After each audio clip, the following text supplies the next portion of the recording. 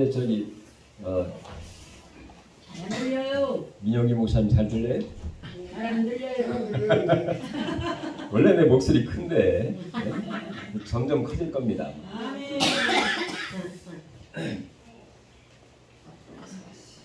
내 설교 시간은 정확히 60분, 1시간입니다. 플러스만 해서 10분 정도. 분위기가 별로 안 좋으면 10분 빨리 끝나고요. 분위기가 조금 좋으면 플러스 알파 10분 정도 더 하니까요. 저는 절대 90분 안 씁니다. 근데 신학교 강의할 때는 2시간, 3시간까지 계속 하는데 부흥이 나올 때는 항상 60분. 예. 여러분 오늘 참석하셔서 제일 마음에 와 닿는 단어 1번 은혜, 2번 사랑, 3번 기적. 어떤 게 제일 마음에 드나요? 사랑. 사랑? 은혜. 은혜? 은혜. 은혜. 기적. 오늘 설교 제목에 기적이 들어가는데 기적을 이제 해주셔야 제가 기적. 기적. 정말 우리가 살아가는데 하나님의 은혜가 아니면 우리가 어떻게 살 수 있겠습니까? 또 하나님의 사랑이 아니면 또 우리가 어떻게 살 수 있으며 또 하나님의 기적이 아니시면 우리가 어떻게 이 광야 같은 삶을 살아갈 수가 있겠습니까? 이 광야 같은 삶을 보통 인생을 광야와 같다 또는 인생은 망망대해와 같다 이렇게 표현을 하기도 하죠. 이 광야 같은 삶이라고 하는 것은 막막합니다. 그 다음에 내 힘과 능력으로 모든 것을 할 수 없는 바로 그 환경과 장소가 바로 광야입니다. 돌고 돌다 보니까 제자로 돌아오는 게 또 광야예요. 제가 오늘 광야 같은 삶, 송추 반석비를 치고 오니까요. 저기 백성으로 가가지고 다시 돌아가지고 다시 이곳에 오니까 오면서 보니까 또 이곳을 제가 지나갔더라고요. 이게 참 이 광야 같은 삶이 아닌가. 돌고 돌고 돌아가는 인생이 바로 이 광야 같은 인생입니다. 어느 날 할머니와 할아버지가 이제 나들이를 갔어요. 그래서 할머니가 할아버지한테 부탁을 합니다. 할아버지, 오늘 다리가 아픈데 좀 업어줄 수 있겠어요? 그러니까 이제 여러분 잘 아는 이야기인지 모르겠는데 할아버지가 그래 내가 업어주지. 그래 이제 할머니를 업고 이제 서서히 산책을 하는데 할머니가 미안하니까 할아버지한테 할아범 나 무겁지? 그러니까 이제 할아버지가 하는 말이 아이 너무 무겁네. 우리 할멈 머리는 돌이고 그 다음에 얼굴은 철판을 깔고 있고 그 다음에 간땡이는 부어있으니 얼마나 무겁겠어. 그래 이제 그렇게 이제 농담을 하면서 할머니가 별로 기분이 안 좋았어요. 이제 나들이를 다 하고 나서 오후에 집에 돌아오면서 할아버지가 할머니한테 부탁을 했습니다. 할머니 나 좀 업어줄 수 있어? 업어주지. 이제 할아버지를 업고 집에 돌아오는데 할아버지가 할머니에게 나 가볍지? 물어봤어요. 그러니까 할머니가 한 말이 아유 엄청 가볍네. 에? 완전히 머리는 비어있고 그 다음에 허파에 바람은 가득 차있고 뭐 등등등 하면서 그렇게 이야기를 하니까 서로 별로 기분이 안 좋았다는 그런 얘기가 있어요. 이게 바로 인생을 살아가는 60되고 70되고 80되고 나이가 점점점 많아지는 가운데 있게 되는 그런 사건들입니다. 바로 우리의 삶이라고 하는 것이 정말 이 광야 같은 삶이고 또 마치 그 바다에 떠있는 돛담배와 같은 것이 우리의 인생이에요. 그래서 우리 예수님께서는 바로 오병이어의 기적을 어디에서 행했습니까? 광야에서 행하게 되었죠. 그래서 먹을 것 없고 배고파하고 기진하고 있는 그 사람들에게 오병이어를 가지고 기적을 행하셔가지고 5,000명을 먹이고 12광주나 남게 하신 바로 그 기적이 무슨 기적? 오병이어의 기적. 제가 오늘 봉투를 3개를 준비해 왔습니다. 하나는 이제 헌금이고요. 2개는요. 벌써 2개를 준비해 왔는데 제가 이제 설교하는 동안에 퀴즈를 좀 내려고 해요. 그래서 여러분 돌아가실 때 커피 한 잔 드시고 할 수 있도록 제가 선물을 2개를 준비했습니다. 언제 퀴즈를 낼지 몰라요.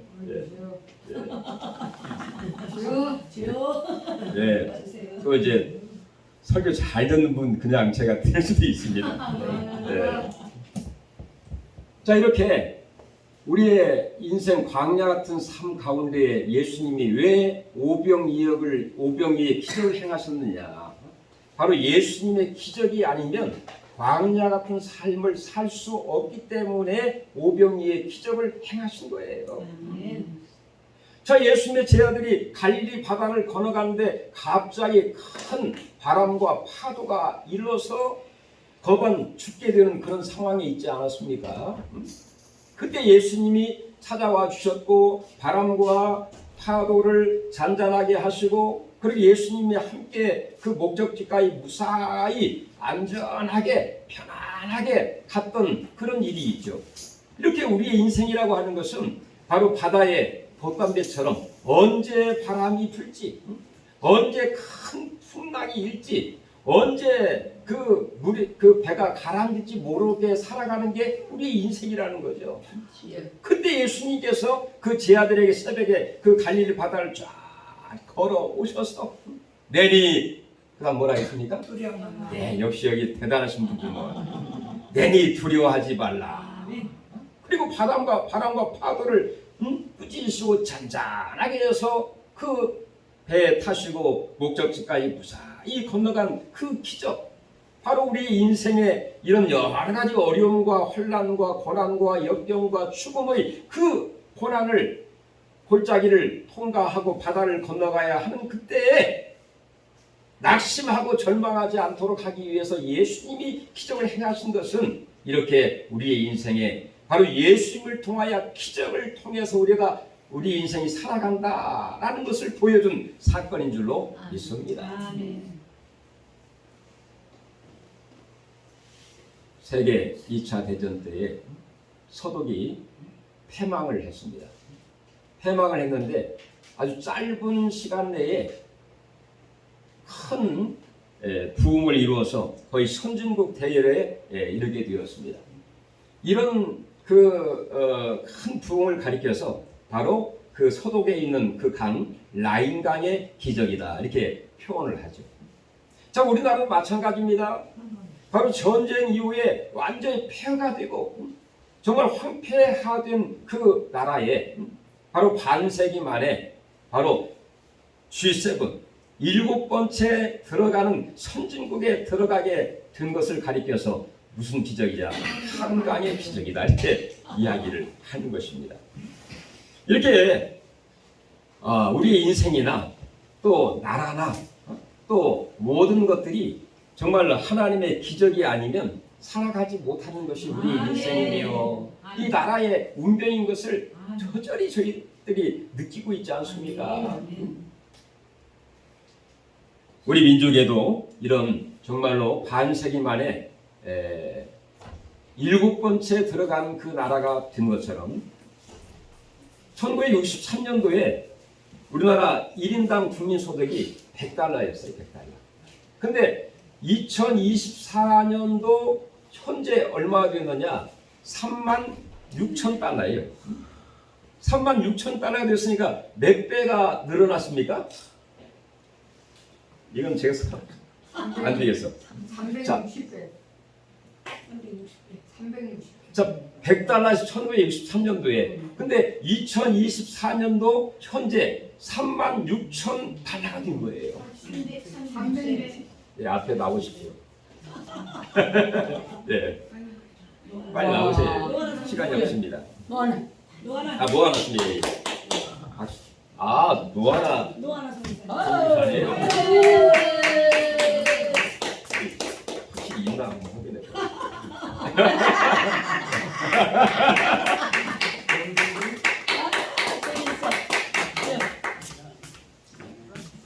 그래가지고요 최초로 일본을 앞질렀어요. 일본을. 그래가지고 미국, 이탈리아, 서독, 그다음에 프랑스 해가지고 우리나라가 6번째에 드디어 선진국 대열에 들어갔습니다. 그리고 7번째가 일본이에요. 그러니까 엄청난 기적이 난 거죠. 해외에 나가면요 우리나라 그렇게 살기 좋대요. 미국에 가면은 뭐 1인당 국민소 선진국이라고 하는데 못 사는 사람도 많고 불편한 점이 너무 많아요. 근데 한국이 그렇게 그립대요. 야, 의료 시스템도 좋지, 전철도 삐까번쩍하지, 그다음에 살기도 집 딱 나가면 마트도 있지. 얼마나 살기 좋은지 해외에 나가면 우리나라가 잘 살고 편하다는 것을 알게 된다는 거예요. 이렇게 우리나라가 하나님의 은혜인지 또 우연인지 어떻게 되는지 이웃 나라의 도움인지는 모르지만 이렇게 선진대국에 이르게 되었고 여러분들이 이 화요일 평일날 이렇게 모여서 정말 예배드리고 찬송하고 드럼치고 영광 드리는 게 하나님의 기적인 줄 믿습니다. 어떻게 이 시간에 이 자리에 와서 예배를 드릴 수 있단 말입니까? 이제 점점 목소리 커지네. 기적입니다. 아멘. 기적입니다. 네, 기적이에요.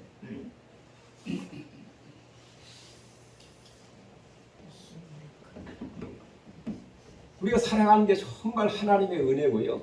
하나님의 기적이에요. 저도 한 15년 전, 한 20년 전 하나님의 은혜 이 찬송을 하면요 얼마나 마음이 절절히 은혜가 되는지 눈물이 마지막에 하나님 은혜라 하면 바로 그때부터 눈물이 얼마나 나오는지 그때부터 눈물이 나와요. 지금 별로 안 나와 이제. 메마른나 봐요 제가. 야, 한참 개척을 하고요. 애들 키우고 그 애들 딸 바이올린 시키느라고 매주마다 이 봉투를 준비하는데요. 매주마다 봉투에다가 15만 원씩 딱 준비하고요. 차비 준비해야지, 밥값 준비해야지. 아, 이게 매주마다 20만 원씩 딱딱 준비한다고 생각을 해거든요. 근데 그게 진짜 하나님의 은혜로 제가 한 번도 제가 거르지 않고요. 매주마다 제가 준비를 했어요. 이렇게 하얀 봉투에다가. 아니 하얀 봉투에다 이렇게 준비를 안 하면 안 가요 또. 그러니 개척교회 목사가 돈이 어디가 있어요? 살기도 힘든데 이게 도대체 그러니 하나님의 은혜를 부르면요 나를 만드신 이가 하나님 나를 부르신 이가 하나님 나를 보내신 이도 하나님 내가 나 된 것이 다 하나님은 그때부터 이제 우리 그 다음에 노래를 못해. 이 참 살아가는 게요 진짜 하나님의 은혜다. 저도 뼈저리 이게 눈물을 흘리면서 깨달은 진리입니다. 근데 오늘 본문에 보면 히스기야 왕은 유대 나라가 20명의 왕들이 있었습니다. 근데 이 히스기야 왕은 유대 나라의 몇 대 왕이었죠? 퀴즈 빨리 해봐야지. 자, 시간 오버. 다음에 또 13대 왕이었어요. 13대. 이 13대 왕인데 이 히스기야의 이름의 뜻은 뭐냐면 여호와는 신이시라. 여호와는 나의 능력이라. 여호와께서 나를 강하게 하신다. 이렇게 하고 있어요. 그의 아버지가 악한 왕이었는데 어떻게 그 아들의 이름을 여호와는 나의 힘, 그 다음에 능력, 그다음에 여호와께서 나를 강하게 하신다. 그렇게 정말 멋지고 아름답고 희한한 이름을 지어준지는 모르겠어요. 히스기야. 여러분, 히스기야. 한번 따라하시고, 히스기야. 히스기야. 아마 이제 제가 설교를 마치면 히스기야 이름만 들어도 은혜가 될 겁니다. 아멘. 히스기야의 하나님은 나의 하나님이 되어야 되는데 이렇게 생각하다가 마지막에는 히스기야의 하나님은 나의 하나님 그렇게 아마 믿어지면 내 설교는 성공인 줄로 믿습니다. 히스기야가요 왕이 되어서 크게 세 가지의 큰 기적을 경험을 했어요. 어떤 기적이냐? 그가 왕이 된 지 6년째 되는 때였습니다. 히스기야는 25살의 왕이 되었어요. 25살의 왕이 되어서 29년 동안 통치를 했습니다. 그런데 왕이 된 지 6년 차니까 몇 살이에요? 25살의 왕이 되어서 6년 차니까 31살. 아 역시 전예은 원장님이 파이팅! 네, 많이 보신 분이 제가 31살 때 왕이 되었는데 자기는 13대 왕인데요. 북쪽 이스라엘은 19명의 왕들이 있었습니다. 근데 19번째 왕이 누구냐? 호세아예요. 호세아 선지자가 아니라 호세아 왕인데 호세아 왕 때 BC 722년에 아수르 나라에 의해서 멸망을 당하게 되었어요. 이 사실을 히스기야 왕이 이 소식을 들은 겁니다. 북쪽 이스라엘이 멸망을 아수르 왕에 의해서 멸망을 당하게 되었다는 소식을 듣게 된 거예요. 얼마나 인간적으로 큰 충격이었겠습니까?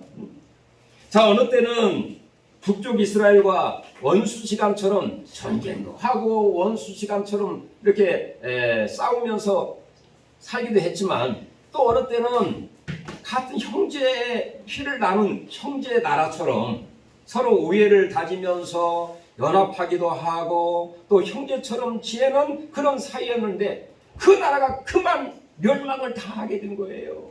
그러니 얼마나 마음에 큰 충격을 받게 된 거죠. 이야, 아니 북쪽 이스라엘이 왜 멸망을 당하게 되었을까? 왜 멸망을 당하게 되었을까?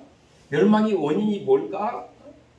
저들처럼 우리도 혹시 멸망을 당하는 건 아니야? 이런 등등등의 여러 가지 생각을 하게 되었어요.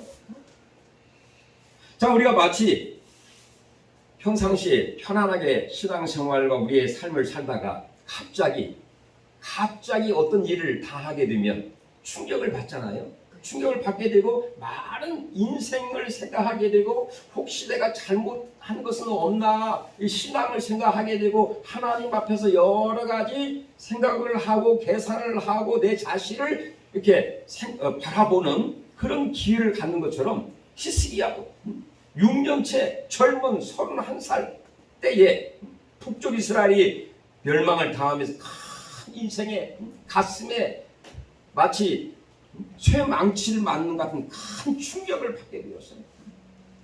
그러면서 많은 생각을 하게 되었고 그래서 이 히스기야가 많은 생각을 하는 가운데 결론을 내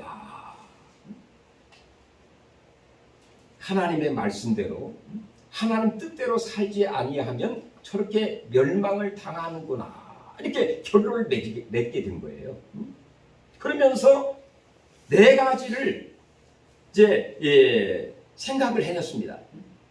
어떻게 하면 우리는 북쪽 이스라엘처럼 멸망하지 않고 하나님의 뜻대로 살아갈 수 있을까? 고민을 하고 또 고민을 하고 생각을 하고 또 기도를 하고 하나님 앞에서 여러 가지 모양으로 고민을 한 가운데 네 가지를 생각했는데 그 첫 번째가 뭐냐? 첫 번째가 하나님 앞에 올바르고 정당하게 살아가야 되겠다. 그런 생각을 하게 된 거예요. 두 번째는 하나님 앞에 이 감사 제물과 그다음에 첫 열매와 11조를 백성들로 하여금 다 할 수 있도록 가르쳐야 되겠다 이렇게 생각을 하게 되었어요. 세 번째는 하나님이 성경을 통해서 우리에게 말씀하신 그 절기를 지켜야 되겠다. 그 중에서 유월절 제사를 지키도록 하게 되었어요. 왜냐하면 그 민족이 애굽에서 구원받게 된 그 하나님의 은혜와 능력과 기적을 통해서 구원받게 되면서 하나님이 이 날을 기념하여 유월절을 지키라. 기억하여 매년 새 절기를 모든 남자들은 여호와의 성전에 나와 하나님 앞에 얼굴을 보니라 이렇게 말씀을 하셨는데 히스기야 전까지 유월절을 지키지를 않았어요. 절기를 지키지 않았어요. 그래서 히스기야는 어떻게 하면 하나님 뜻대로 말씀대로 살아가야 할까 고민을 한 나머지 유월절 제사를 드디어 드리게 되었고,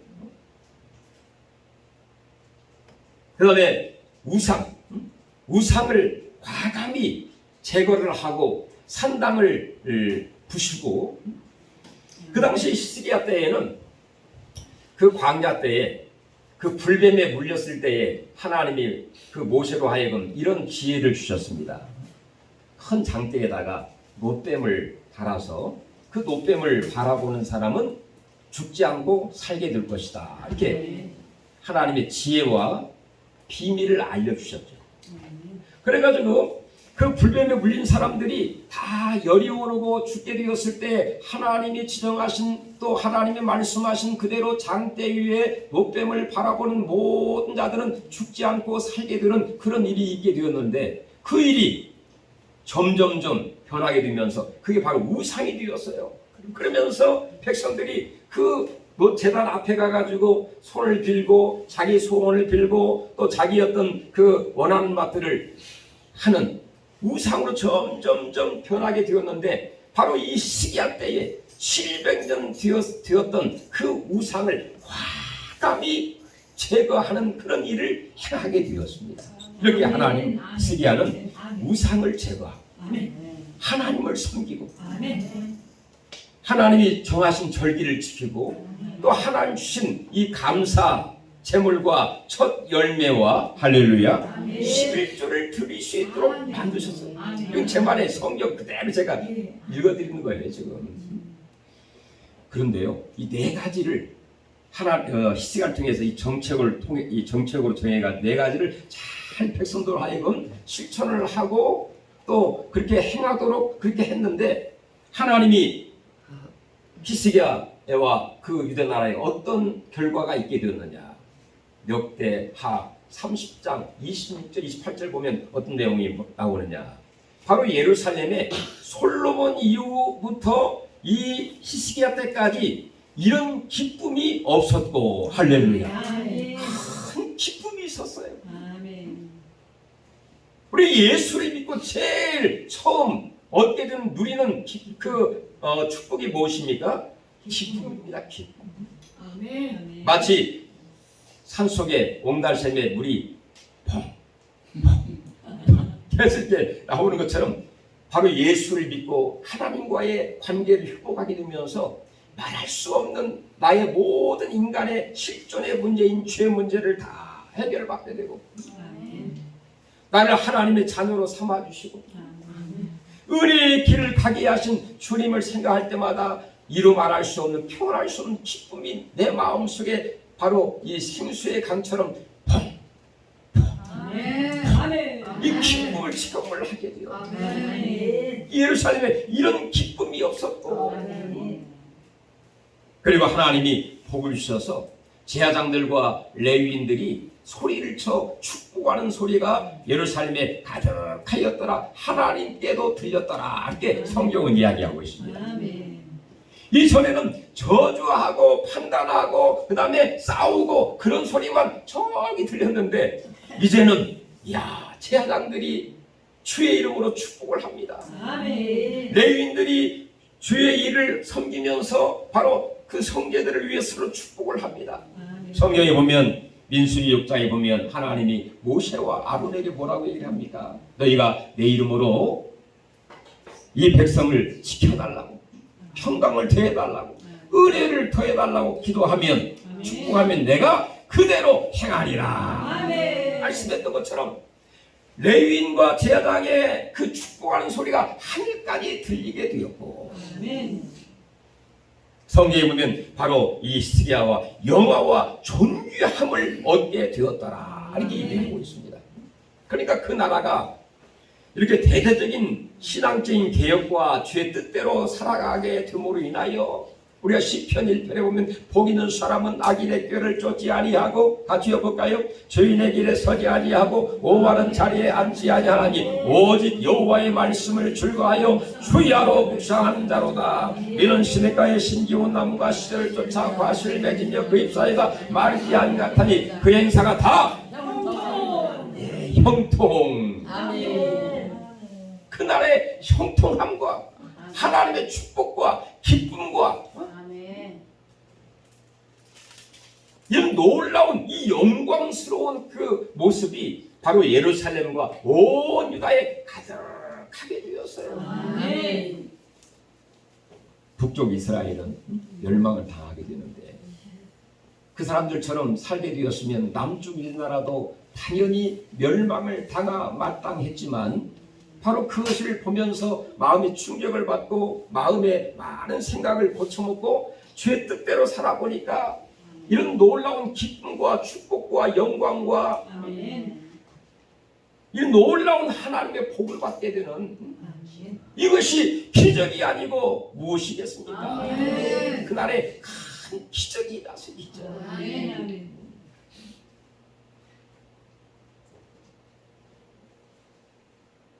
우리가 살다 보면요,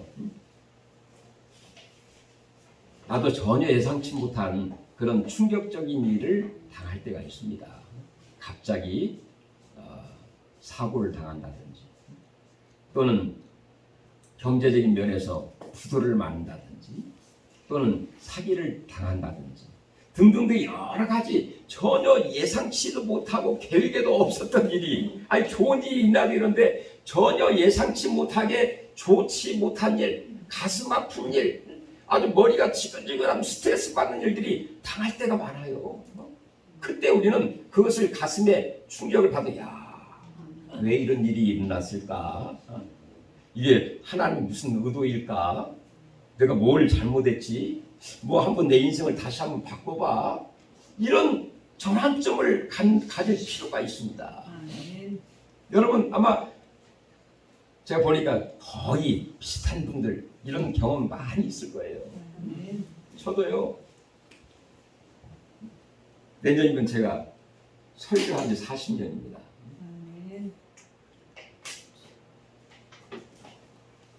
제가 안성이라고 하는 곳에 안성맞춤 안성에 내려온 지 26년째거든요. 26년 전에 제가 안성에 내려와서 밑바닥에서 개척을 했습니다. 밑바닥에서 우리 식구들만 아들, 딸, 그 다음에 부인하고 저희 넷이 개척을 했는데, 그것도 시골에서 개척을 했습니다. 하루에 버스 4번 들어가는 그 버스 종점에서 개척을 했는데요. 그러니 어떻게 살기가 얼마나 힘들겠어요. 누가 교회를 나오겠습니까? 그래가지고 제가 뭐 이런 저런 알바 많이 했습니다. 알바가 제 주 사업이 아니라 자관 예배 드리면서 정말 잠깐 이런 알바 저런 알바 많이 했어요. 저도요. 근데 제가 기억나는 게 어떤 사람이 교육 사업을 하다가 못해가지고 제가 좀 일 좀 찾다가 영어 교육 사업에 제가 잠깐 알바하기 위해서 갔다가 제가 그거를 맡아가지고 사장님이 됐습니다. 그걸 하면서 일을 하다가 교통사고를 한번 났어요. 교통사고를 났는데 그때 얼마나 제가 힘들었으면 종합보험을 못 넣고 이제 책임보험만 넣고 다닐 때였거든요. 여러분 다 그런 경험이 있을 건데, 예? 종합보험은 듣지 못하고 책임보험만 들고 겨우 이렇게 다니다가 사고가 난 겁니다. 그 오토바이하고. 그래가지고 오토바이에 사고 나가지고 참 정말 애먹었던 그 사건을 통해서 저는 많은 또 생각을 하게 되죠. 그래서 제가 그 일로 인해서 그 일을 적었습니다. 적고 다른 사람이 주고 또 많은 인생을 생각하게 되는 그런 계기가 되기도 했고, 또 제가 한 4년 전에 새벽에 설교하다가 쓰러졌습니다. 그래가지고 정신을 잃어버리고 설교하다가 쓰러졌어요. 그래서 119를 타고 제가 병원에 처음으로 가게 됐는데, 그 사건을 통해서 제가 또 많은 생각을 또 하게 되었어요. 예, 굉장히 큰 충격이지 않습니까?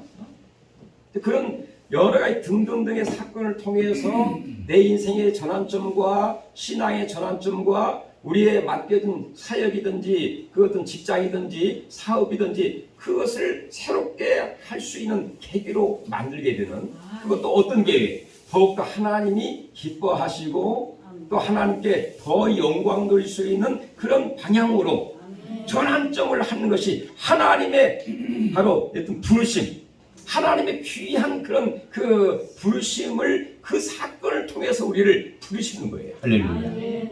그렇게 해서 히스기야가 큰 복을 받아 정말 기적 같은 그런 나라를 이루게 되었고요. 두 번째는 어떤 기적이냐? 6년 지나 14년째 되는 때였습니다. 14년째 되면서 그 나라가 이제 부강하고 안정을 이루고 또 영광과 존귀를 받던 그런 잘 나가던 그런 시대에 그 아수르 나라가 바로 이대 나라를 이제 침략하기 위해서. 왜 침략하느냐? 이놈들 가만 놔뒀다는 안 주겠다. 이제 좀 빨리 이 버르장머리를 고쳐가지고 우리의 조공도 바치고 우리의 속국처럼 그렇게 만들어야 되겠다 하는 의도로 그 아수르 왕 사네립이 무려 약 한 20만 대군을 이끌고 그 남쪽 유대 나라를 침략하기 위해서 모여가지고요, 하나님을 모독하고 그리고 히스기야와 백성들을 계속 비방하면서 그렇게 하고 있었습니다. 그때 히스기야가 그 아수르 왕 사네립에게 사람을 보내어서 어떻게 하면 당신들이 떠나가겠습니까? 조건이 뭡니까? 물어봤어요. 물어보니까 그 사네립 왕이 뭐라고 하느냐? 바로 당신 나라의 왕궁과 신전에 있는 모든 은과 금을 다 주면, 자, 은이 무려 300달란트, 그 다음에 금이 30달란트를 주면 물러가겠다, 이렇게 약속을 했습니다. 근데 여러분, 금 30달란트, 은 300달란트, 어마어마한 그 양이거든요. 그래가지고 히스기야 왕이 전쟁을 하지 않기 위해서 왕궁에 있는 은과 금, 그 다음에 신전에 모아놓은 모든 금, 그리고 심지어 바로 그 여호와의 성전의 기둥에 있는 금으로 도금한 금까지 다 긁어가지고요, 긁어가지고 사네립 왕에게 갖다 바쳤어요. 자, 금과 은을 받은 이 사네립이 왕이 물러가면 얼마나 좋았겠어요. 근데 이게 들어갈 때 마음, 나갈 때 마음 받은 것처럼 다 받고 나서는 들어가지 않고 계속해서 하나님을 모독하고 비방하는 거예요. 그러니까 어쩔 수 없이 어떻게 이러지도 못하고 저러지도 못하니까 히스기야가 그 당시 활동했던 선지자 이사야였습니다. 이사야 선지자에게 찾아가지고 어떻게 하면 이 난관과 어려움을 극복할 수 있는 비결이 뭐 없겠습니까? 상담을 합니다. 그때 이사야 선지자가 히스기야 왕이 한 말이, 하나님의 성전에 올라가서 기도를 해라. 하나님 앞에 무릎을 꿇고 하나님 앞에 구하라. 그렇게 조언을 합니다. 그래가지고 이 히스기야 왕은 마음속에 큰 두려움과 걱정을 가슴에 안고 하나님의 성전에 올라가십니다. 성전에 올라가 바로 하나님 앞에 엎드려 간절히 기도하고 통곡하면서 그의 눈물로 하나님 앞에 하소연을 하면서 기도를 하게 되었어요. 할렐루야. 그때 하나님께서 그의 기도를 들으시고 눈물을 보시고 할렐루야. 한번 다시 한번 기도를 들으시고 눈물을 보시고 들으시고 기도를 들으시고 눈물을 하나님이 다 보시고 우리 하나님은 정말 눈에 보이지 않는 것 같지만 저 위에 계신 것 같지만 바로 우리와 함께 하시고 우리 예배를 보시고 우리의 마음도 보시고 할렐루야. 왜? 우리 하나님 내 마음 중심까지 다 보시는 하나님이십니다. 여러분 걱정 염려 왜 없는 사람 어디 있습니까? 없게 다 있죠. 그래서 오직 했으면 하나님은 바울 사도를 통해서 너희가 아무것도 염려하지 말고 그게 다 염려 걱정하는 사람이 있으니까 한 얘기예요. 아니 없으면 그런 말이 없겠죠. 아무것도 염려하지 말고 오직 기도와 간구로 너희 구할 것을 감사함으로 하나님께 아뢰라. 그리하면 모든 지각에 뛰어나신 하나님의 평강이 너희 마음과 생각을 지키시라. 빌립보서 4장 4절에서 6절에 하나님 바울을 통해서 말씀을 하셨잖아요. 그래서 하나님은 이사야 선지자를 통해서 히스기야에게 하나님 비밀을 알려준 거예요. 그래서 이 성전에 올라가 정말 기도하기 전에 하나님 앞에 여러 생각을 했겠죠. 야, 하나님이 복을 주시니까 영화와 존귀함을 받게 되니까 내 마음이 너무나 높아졌었구나. 내가 너무나 교만했었구나. 내가 마치 모든 것을 한 것처럼 착각했었구나. 그렇게 해서는 안 되었는데 가슴을 치면서 통곡을 하면서 회개를 하면서 주님 앞에 엎드려 기도했습니다. 무슨 기도했겠습니까? 하나님 저를 용서해 주시고 그 내용은 없어요. 하나님 나를 용서해 주시고 하나님께 간절히 기도하기를 저 하나님을 모독하는 마치 다윗의 골리앗이 그렇게 하나님을 모독하고 그 다음에 백성들을 저주했던 그 골리앗처럼 이 사내립이 그랬다니까요. 그러니까 사내립을 위해서 기도하면서 저들을 좀 물리쳐 주시되 내 힘으로 내 능력으로 내 방법으로 세상 방법으로는 안 되니까 하나님의 방법으로 할렐루야. 그래서 하나님 방법은 기적이다. 야, 하나님 방법이 기적이에요. 하나님 기적같이 저 18만 5천 명을 좀 물리쳐 주세요 제발 하면서 눈물을 흘리면서 하나님께 간절히 기도를 한 거예요. 기도하고 그 다음날 새벽에 그 현장을 쫙 바라봤어요. 그랬더니 어떤 일이 일어났습니까? 기적이 일어났죠. 그 어떤 기적이 일어났어요? 오늘 성경을 찾아봐야 되겠네요. 성경을 이번에 찾아봐야 20장 전에 19장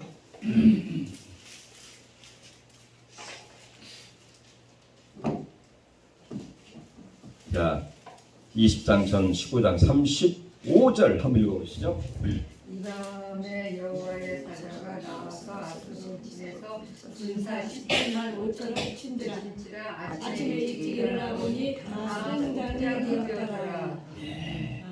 아침에 일어나 보니까요. 아니 18만 5천 명이 다 송장이 됐다는 거예요. 송장. 그러니까 하나님의 어떤 역사와 하나님의 그 능력이 아니고서는 도저히 할 수 없는 일, 기적이 있다는 거예요. 기적이. 기적의 하나님, 능력의 하나님, 치유하셨네. 기적의 하나님께서 히스기야의 기도를 들으시고, 야, 그날 밤, 그 한밤중에, 그래서 많은 학자들은 도대체 어떻게 18만 5천 명이 다 죽게 되었을까? 자기들끼리 싸웠을까? 아니면 하늘로부터 우박이 내렸을까? 그런 내용이 없지만 많은 학자들은 연구하여 발표하기를 그날 밤에 극심한 전염병이 있어가지고 18만 5천 명이 아마 다 즉사해가지고 송장이 되게 되는 그런 일이 일어나게 된 거죠. 그러므로 인해서 그 나라가, 그 유대 나라가, 히스기야의 그 나라가 하나님의 은혜와 극적인 돌보심과 기적으로 바로 멸망을 당하지 않고 살아나게 되는 그런 일이 일어나게 되었어요. 여러분, 이 나라 민족을 기도할 때 하나님은 이 나라를 지키시고 보호하시고 함께할 줄로 믿습니다. 아멘. 이제 시간은 이제 15분 남았어요. 이제 세 번째 히스기야 경험했던 세 번째 기도입니다. 그게 바로 이제 20장 1절에 있는 내용이에요. 우리 20장 1절 한번 같이 읽어볼까요? 그때에 히스기야가 병으로 죽게 되매 아모스의 아들 선지자 이사야가 그에게 나와서 이르되 여호와의 말씀이 너는 집을 쳐주리하라 내가 죽고 살지 못하게 하였나이다. 그때에 이 말은 나라가 이제 구원이 되고 이제 먹고 살만하고 평안할 때에 드디어 히스기야가 왕이 된 지 같은 해입니다. 14년. 나이가 39. 한참 왕성하게 일해야 할 그때에 그만 죽을 병이 걸린 거예요. 죽을 병. 과연 죽을 병이 어떤 병인지는 모르지만 그가 죽게 돼요. 얼마나 정말 원통하고 서글프고 슬픈 일입니까?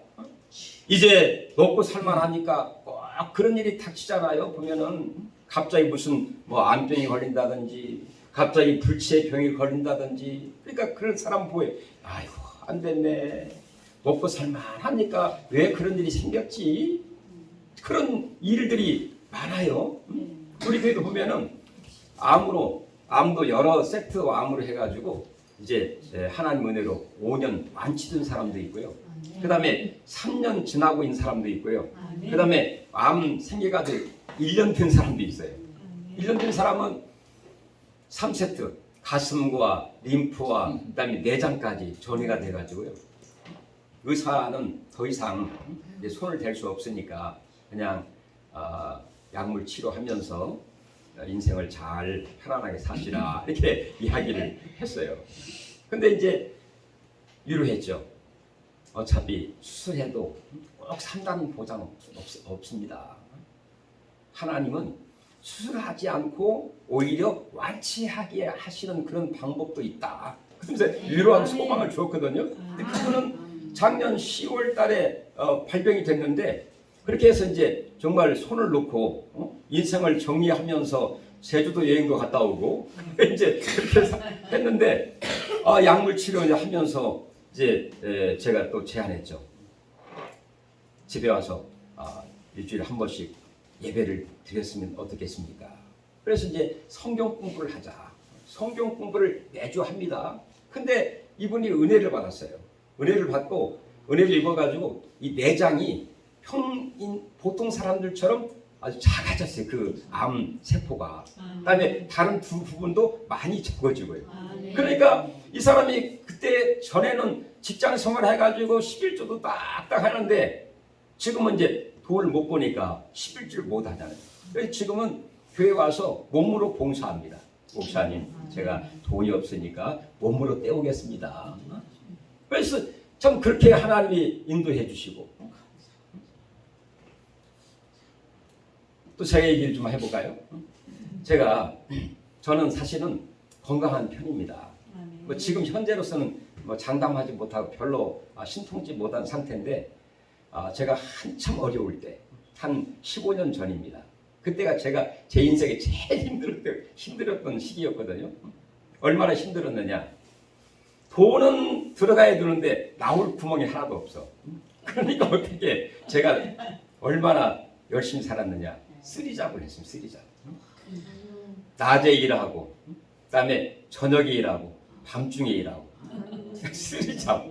그다음에 주일날 예배드리고 새벽에 예배드리고 그렇게 하면서 저희 사람도 뭐 얼굴이 창백해가지고 그렇게 이제 같이 불철주야 생활하는데 저희 사람이 저녁에 운전하고 가다가 자기 다른 뭐 어떤 일을 하다가 밤중에 운전하고 가다가 졸다가 중앙선을 넘어가지고 담벼락에다 받아버렸어요.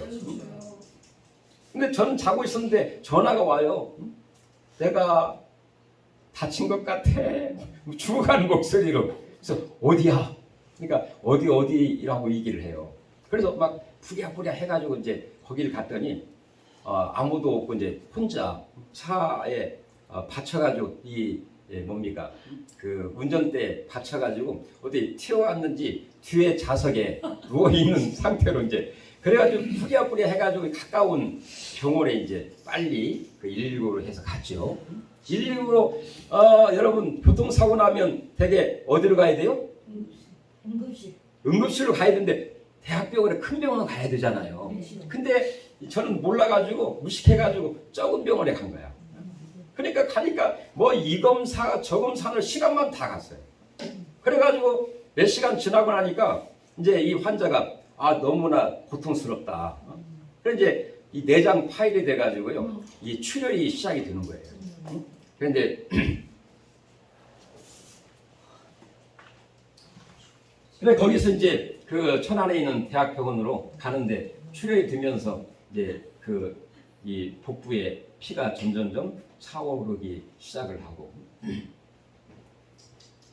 그래가지고 이제 그 병원에 가서 진짜 하나님의 은혜로 그 의사들의 아주 신속하게 수술을 했습니다. 수술을 하는데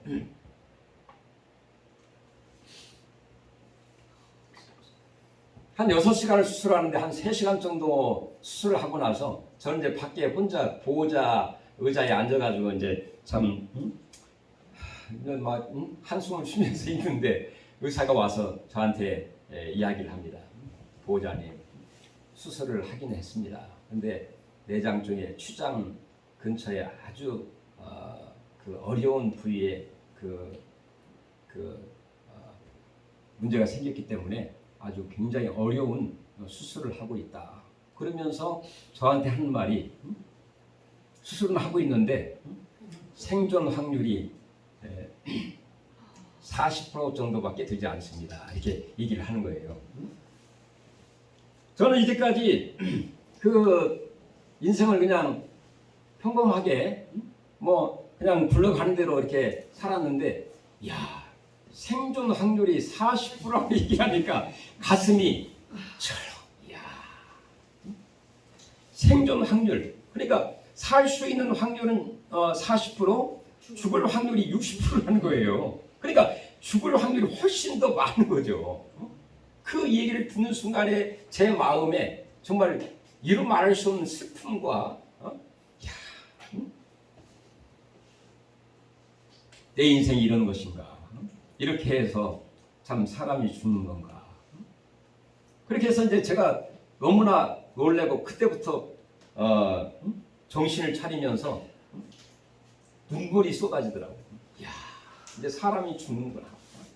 생존 확률이 40%밖에 되지 않는구나. 그래서 그때 한참 막 눈물이 쏟아지고 통곡이 나오더라고요. 그러면서 더 이상 내가 나만 혼자 알고 있으면 안 되겠어요. 그래서 이제 처가집한테 얘기를 하고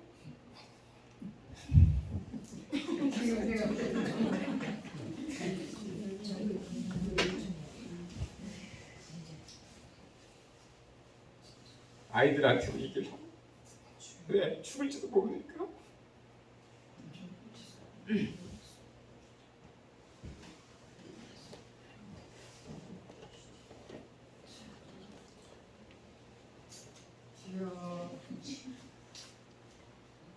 그래서 정말 그 히스기야의 죽을 병, 그 원인과 이유는 모르지만 나름대로 하나님의 일을 한다고 나름대로 최선을 다하고 불철주야 일하는 가운데 그 사고를 당한 정말 목회자의 마음과 또 또 이 남자의 마음과 정말 그 보호자의 마음은 정말 이루 말할 수 없이 정말 찢어지더라고요.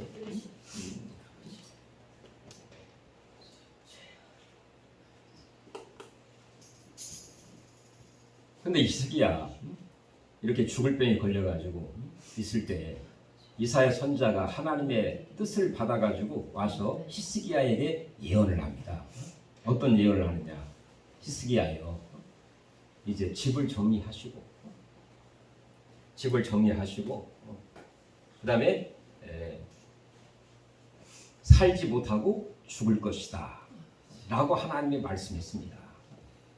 얼마나 정말 슬픔의 슬픔이죠. 아니 하나님은 사랑의 하나님이시고 하나님의 종인 그 선지자는 와서 위로는 못할 망정, 소망을 주지는 못할 망정, 아니 집을 정리하라고. 그 다음에 당신은 살지 못하고 죽으리라. 하나님의 뜻을 정하고 있는 거야. 우리 교회 어느 권사님이 있었습니다. 그 남편이 중풍으로 쓰러지면서 골든타임을 지나 병원으로 실려갔어요. 실려가서 중환자실에 갔는데 그 원장, 그 의사가 하는 말이, 보호자님, 이 환자 이제 2주밖에 살 가능성이 없으니 이제 인생 집 정리하시고 이렇게 해서 정리하시고 마음 정리하시고 이렇게 그 다음 수순을 밟으십시오. 그렇게 얘기를 했어요. 그리고 이 보호자인 그 권사님이 밖에 앉아가지고 울면서 하늘이 무너진 것 같은 정말 그런 마음으로 울면서 그렇게 뜬 눈으로 3일을 보냈는데 꿈을 꿨대요. 꿈을 꿨는데 어떤 꿈이냐? 자기 남편이 좀 다리는 절지만 걸어가고 있는 그런 꿈을 꿨다는 거예요. 그래가지고 그 권사님이 죽지는 않겠구나, 그렇게 소망을 가졌다고 그런 얘기를 들었는데, 정말 그 히스기야 왕 이사야 선자의 말을 들을 때 얼마나 힘들고 아팠을까. 이제 먹고 좀 살만하니까 나라가 좀 안정이 되고 번영하고 이제 잘 멋지게 통치하면서 많은 백성들에게 왕취고 정말 존경을 받으면서 그 나라를 잘 통치할 수 있는 그 시기에 죽을 병에 걸려가지고 인생을 정리해야만 하는 그 젊은 그 히스기야 왕. 이 일을 들은 히스기야 어떻게 했습니까? 어떻게 생각하면 그건 하나님의 뜻이니까 내가 아무리 발버둥을 쳐도 안 되는 일이야 라고 포기하고 절망할 수도 있었겠죠. 그렇지만 어떻습니까? 어차피 죽는 인생 하나님께 한 번만 기회를 달라고 기도해야 되지 않겠는가 라고 생각을 한 것 같아요. 그래가지고 히스기야가 어떻게 하나님 앞에 매달렸습니까? 우리 한 절만 읽고 이제 마치려고 합니다. 20장 읽어야 여러분들이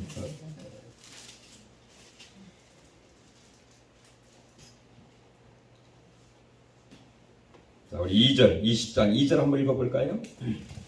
히스기야가 여호와여 구하옵나니 내가 진실과 전심으로 주 앞에 행하며 주께서 보시기에 선하게 행한 것을 기억하옵소서 하고, 그러니까 하나님 앞에 정말 그 여기서 성전에 가지 않고 그 집에서 왕궁에서 그 낯을 벽으로 향하여 들고 통곡을 하면서 자기 인생이 서글픈 거야. 내가 그래도 이제까지 하나님 앞에 선하게 산답시고 정직하게 산답시고 전심으로 여호와를 위해서, 나라를 위해서, 백성들을 위해서 살았는데 여기에서 내 인생이 마쳐야 되는가. 슬픈 그런 마음으로 하나님 앞에 기도하고 통곡하면서 하나님의 도움을 구하게 된 거죠. 그때 하나님이 그의 기도를 들으시고 그의 통곡을 보시고 그의 생명을 어떻게 15년 동안 연장시켜 주시는 그런 일이 일어나게 되었어요. 이야, 히스기야의 기적이 났습니다. 할렐루야. 내가 죽으리라, 살지 못하고 죽게 되리라 했는데 하나님의 크신 은혜와 도움과 능력으로 15년이 연장이 되죠. 어떻게 보면 우리 모든 인생은 하나님이 이사야를 통해서 히스기야에게 주신 그 선언처럼 마치 선악과 그 에덴 동산에서 네가 선악을 알게 하는 이 실과를 먹게 되면 정녕 어떻게? 죽으리라. 우리는 사실 다 죄와 허물로 죽었더니 죽은 인생들이에요. 그러나 예수로 말미암아 새 생명과 부활의 소망을 얻게 되어서 우리가 지금 살아있는 이 삶 자체가 하나님의 덤으로 살아가는 줄로 믿습니다.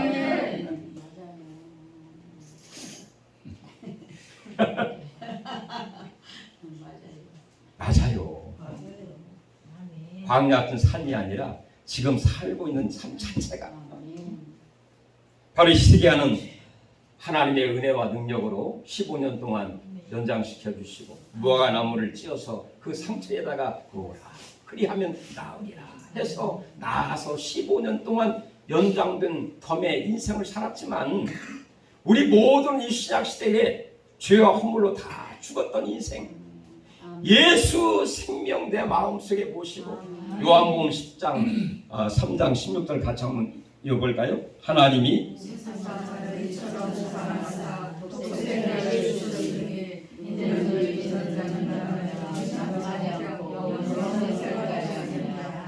멸망치 않고 멸망당할 수밖에 없는 우리 인생, 예수를 구주로 믿게 하시고 그 구주로 믿음으로 말미암아 영생, 영어로는 액츄럴 라이프, 할렐루야, 영생을 얻게 되는, 할렐루야. 우리 살아가는 삶이 덤의 인생이요, 하나님의 축복이요, 하나님의 영광이요, 하나님의 은혜인 줄로 믿습니다. 이 덤의 인생 어떻게 사시겠습니까? 하나님의 은혜에 감사하며 주를 위해서 헌신하고 봉사해도 부족함이 없는 인생 아닙니까? 겸손하게 하나님 은혜에 감사하면서 히스기야처럼 전심으로 진심으로 정직하게 하나님을 섬기는 가운데에 날마다 우리 삶 가운데 내 하나님은 히스기야의 하나님, 기적의 하나님, 엘리야의 하나님은 나의 하나님, 엘리야의 하나님은 나의 하나님. 저와 여러분의 하나님 어떤 하나님? 엘리야는 기적의 하나님. 기적의 하나님과 하나님을 섬기고 기적의 하나님과 동행하시고 기적의 하나님을 많은 사람들에게 증거하고 보여줄 수 있는 하나님의 귀한 일꾼 되기를 주의 이름으로 축원합니다. 우리 말씀